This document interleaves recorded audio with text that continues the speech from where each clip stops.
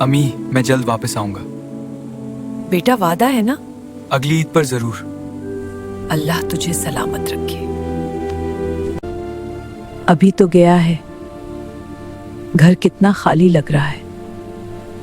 मेरा अहमद जरूर आएगा। हाथ बेटा,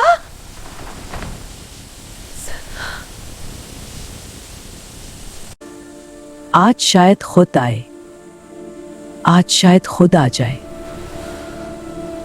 या अल्लाह, एक बार बस। खाला, अंदर चले। नहीं बहन, अगर वो आया तो अल्लाह रहम करे। ईद आ गई, ईद आ गई। यही पहनेगा मेरा अहमद। वो आएगा, जरूर आएगा।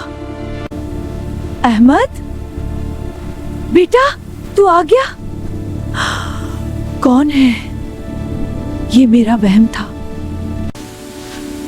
अहमद कहाँ हो? तूने वादा किया था।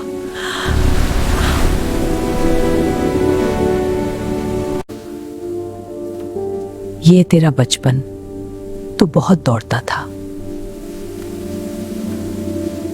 माँ दरवाजे पर है। खाला फातिमा, खाला उठे। वो इंतजार करते करते चली गई।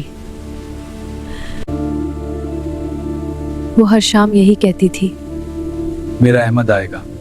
ये झूला अब भी इसका इंतजार करता है।